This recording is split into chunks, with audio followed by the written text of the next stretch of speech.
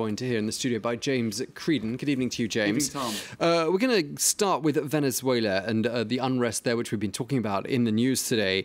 Bloggers are very critical of the international media for picking up on the story, perhaps getting some of it wrong, have they? That's right. Well, there was a degree of frustration, Tom, that the focus of a lot of the media focus was on Ukraine for understandable reasons because of the incredible scenes coming out of Kiev and elsewhere, but that a lot of unrest in Venezuela in the last week has gone past below the radar in international media. Let's take a look at Caracas Chronicles, which is one blog saying the game changed in Venezuela last night. This was posted about 24 hours ago, and the international media is asleep at the switch. In other words, scenes of massive police brutality, in fact, a lot of it being documented online by amateur footage, and very little discussion of it in the world's media. Now, there were some events that did grab the attention of the media. This beauty queen, Genesis Carmona, was shot at a protest in the city of Valencia. This is a photo that was circulating on social media of her as she was being transported to hospital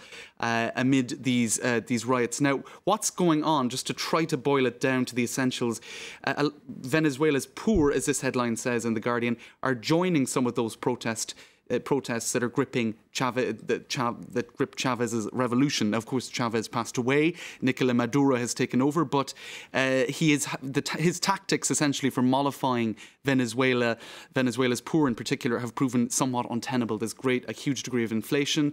Oil and gas prices are going upward, and a massive security problem that really throughout Chavez's governance was also a problem. Some 100,000 have died since he came to power 15 years ago. So it does appear that most of these protests are being led by students. You can see here, this is in a wealthier neighbourhood of Caracas, this amateur footage in the Petare neighbourhood, I believe, Avenue Panten, and it shows, if we can put up the volume, a massive degree of whistling, neighbours shouting out the window at what appears to have been a protester shot by the police. And those are the sort of videos that are circulating online.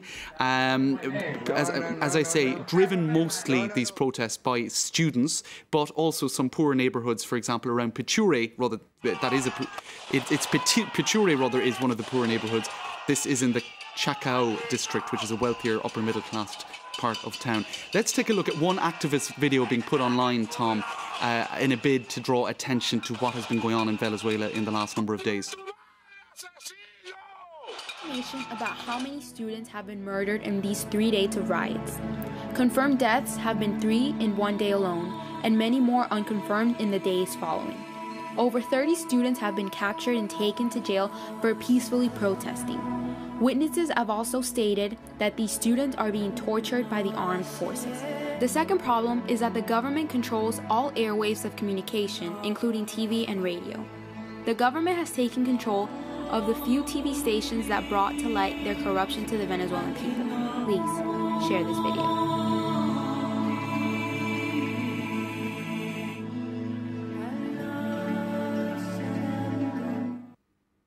Now, James, we're hearing that local media has, to a certain extent, been silenced there in Venezuela. And, of course, social media are perhaps more important than ever in a situation like that. That's right. For example, CNN, the Spanish-language CNN in Venezuela, has been kicked out of the country. It was one of the last rolling channels to still play live footage of what was going on. So what you see is hashtag SOS Venezuela, amongst many others, capturing images of people sending their support, but also people who have suffered from police brutality in this crackdown.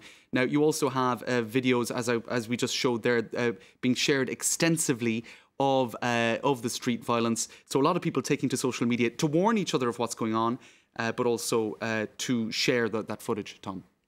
And just very quickly, I want to show you a couple of more scenes. There is the degree of manipulation online as well. These are images by that show what appear to be huge crowds supporting Nicolas Maduro. So you can see there on the right the image that was circulating on social media. That, in fact, is not an image from this year. You can see a Pepsi sign in the top left, which is no longer on that building. Also, the opposition have been accused of manipulating images as well. And you can see images circulating on social media that are not actually even taken in Venezuela, that were taken elsewhere, but picked up by the world's media.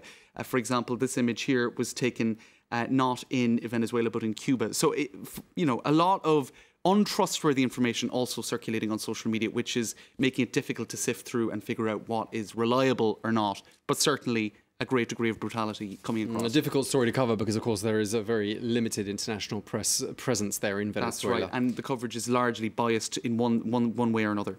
Thank you very much indeed, James Credin. That was Media Watch.